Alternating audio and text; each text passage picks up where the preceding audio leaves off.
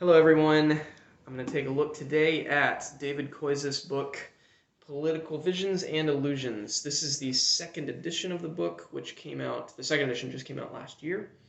The first edition has been around for a while, so you may be familiar with that version of it already. But if not, I'm excited to draw your attention to it today. I'm going to talk a little bit about the main idea, the research, the readability, and whether or not I found his case convincing. So, David Koyzis is looking at politics from a Christian view of things. And so his main idea, some of his main ideas are these concepts of ideology and idolatry.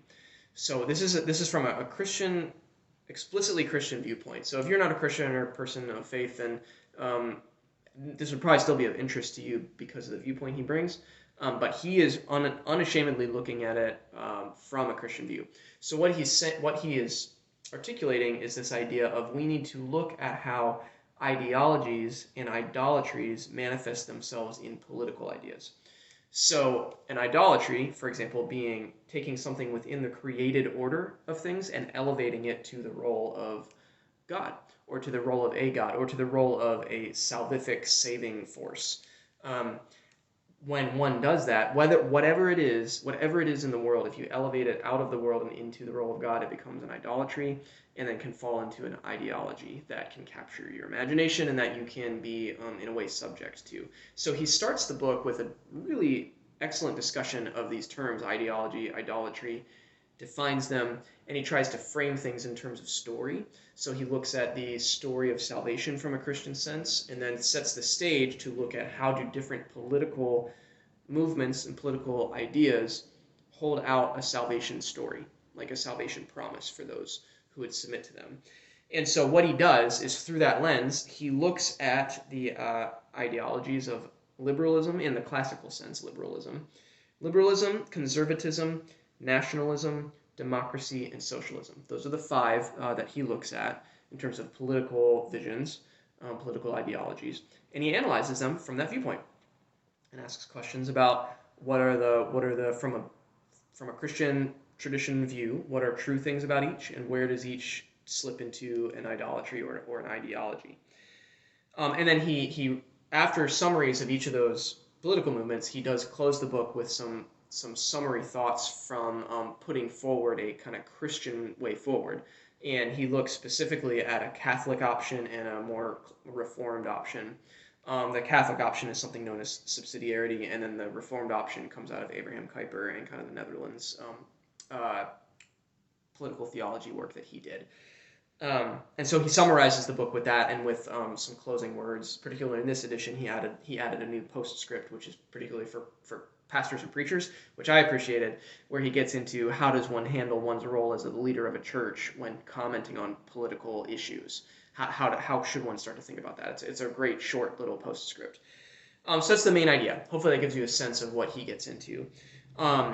His research is, I feel like a little bit of broken record when I pick up books like this. I don't have much more to say other than it's really good. I mean, he is a well-established, multiple decades of government, political science academic work. He taught political science for a long, long time, and his research is excellent.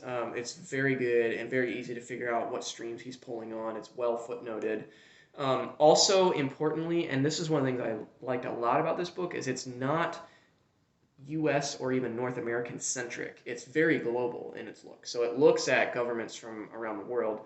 He actually, I believe, is Canadian, so he talks about Canadian government, but he talks about governments really from all over the world, and it talks about historical cases, particularly like the chapter on socialism, for example. He pulls on some of how these things have looked in other places around the world other than just the US. So it's a very multinational, global perspective. Which is very excellent, and he clearly knows what he's talking about.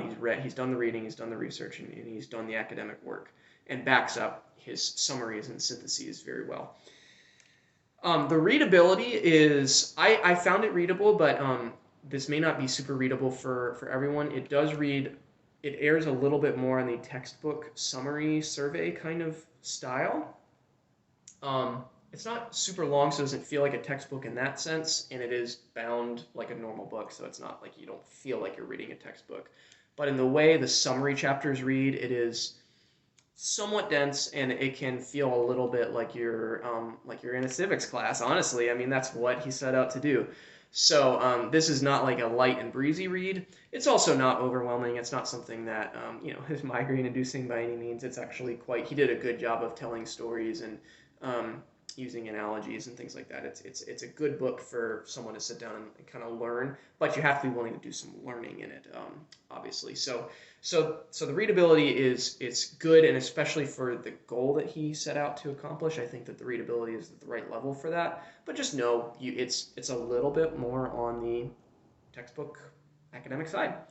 It's under IVP's academic line, so that kind of immediately puts you in that line of thinking, I think. But was it convincing? Well, I mean, I'm just going to say I loved this book. I thought it was a superb, clear, concise explanation of those political theories, and I found it extremely helpful. Particularly his chapters on conservatism, which he's very careful to diagnose as an approach to politics. It's not really there is no kind of one conservative talking point. It's more of a way that you approach the rate of change in politics. That chapter was really good. The chapter on socialism was very good and very even-handed. And he does a great job for all the 5 theories, he does a great job at talking about the history behind them, where they come from, and then from a Christian view, where they are tempted to slide into idolatry.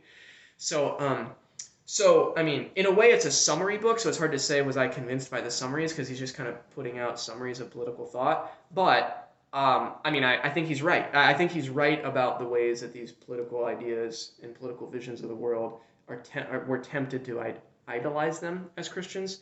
And I think that is an extremely helpful element that he brings.